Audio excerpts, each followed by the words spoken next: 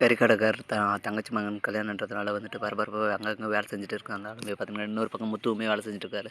2 பேரும் அங்கங்கே பக்கம் பக்கம் செஞ்சுட்டாலுமே வந்துட்டு ஒருத்தர் மூஞ்சிய பார்த்துக்காம தப்பிச்சுட்டே இருக்காங்க. இப்படி போயிட்டு இருக்கு.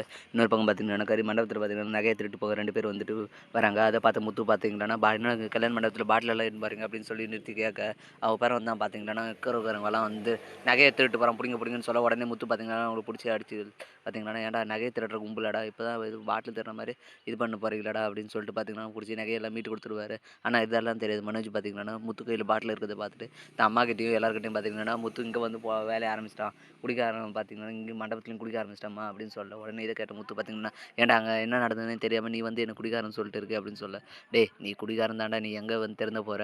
இங்கேயும் வந்து பாட்டில் கையுமா தானே இருந்த. ஏதோ அவளுக்கு புடிச்சு குடுத்ததுனால நீ நல்லவன் ஆயிர மாட்ட.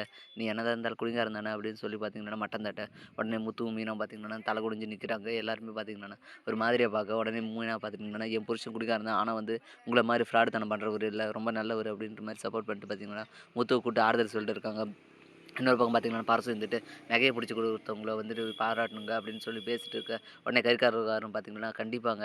அவங்க எவ்வளோ பெரிய விஷயம் செஞ்சிருக்காங்க. இந்த கல்யாணம் நடக்கிறதே அவங்களால தான். அதுவும் இல்லாத நகைய வேற இப்ப திருடுன்னு போனவங்கள புடிச்சு குடுத்துருக்காரு. அதனால அவங்கள மாலை போட்டு பாராட்டணும் அப்படின்னு சொல்லிட்டு, வாங்க அப்படின்ட்டு மாலையெல்லாம் எடுத்துட்டு பார்த்தீங்கன்னா, நம்ம பரசு கூட்டிட்டு போறாங்க. அங்க போயிட்டு பார்த்தீங்கன்னா, முத்து பார்த்த உடனே பார்த்தீங்கன்னா, கறிக்கடைக்காரர் ரொம்ப ஷாக்கிங் ஆகுறாரு. என்னடா முத்து இங்க உட்காந்துட்டுருக்கா? ஐய்யய்யோ! வசமா மாட்டிட்டோமே! என்ன பண்றது? அப்படின்னு தெரியாம பயந்து பயந்து முழிக்க, பரசு உடனே பார்த்தீங்கன்னா, முத்து இவர் தான்ப்பா மாப்பிள்ளையோட தாய் மாமா பாரு அப்படின்னு சொல்லிட்டு பார்த்தீங்கன்னா, இன்ட்ரோடியூஸ் பண்ண வச்சேன். உடனே முத்துவுக்கு பார்த்தீங்கன்னா, பேர் அதிர்ச்சியா இருக்கு. என்னடா இது ரோஹினியோட மாமா, தாய் மாமா அப்படின்ற மாரிலாம் சொன்னா, இவர் என்னடா மாப்பிள்ளையோட தாய் மாமன்றாரு அப்படின்னு சொல்லிட்டு பார்த்தீங்கன்னா, தெரியும் மாமா, இவரு எனக்கு ரொம்ப நாளா தெரியும் அப்படின்னு சொல்ல, உடனே பார்த்தீங்கன்னா அவர் கறிக்கடைக்காரர் இருந்துட்டு, "இல்ல முத்து எனக்கும் தெரியும். கடையில அடிக்கடி கறி வாங்க வருவாரு" அப்படின்னு சொல்லி பேசி சமாளிக்க, உடனே பார்த்தீங்கன்னா, கறிக்கடைக்காரர் தனியா முத்துவ கூப்பிட்டு, "முத்து எதா இருந்தாலும் இங்க பிரச்சனை வேணாம்ப்பா. இந்த கல்யாணம் நல்லபடியா முடியட்டும். அதுக்கப்புறம் நம்ம பேசிக்கலாம்ப்பா" அப்படின்னு சொல்ல, "அத தான் நானும் சொல்றேன். என் மாமனோட பொண்ணு கல்யாணம். அதனால இங்க எந்த பிரச்சனையும் வேணாம். நம்ம அப்புறம் உன்னை கவனிச்சுக்கிறேன்" அப்படின்னு சொல்ல, "சரிப்பா" அப்படின்ட்டு பார்த்தீங்கன்னா, பதட்டத்திலே தெரியாத மாதிரி பார்த்தீங்கன்னா, ஒருத்தர் இது பண்ணிட்டு மாலையெல்லாம் போட்டு கௌரவிக்கிறாங்க. அதுக்கப்புறம் பார்த்தீங்கன்னா, இந்த விஷயம் ரோஹிணி காதுக்கு போக, "ஐயோ! முத்துக்கிட்ட வசமா மாட்டிக்கிட்டாரு. இப்ப என்ன பண்ணலாம்? என்ன சொல்லி தப்பிக்கலாம்?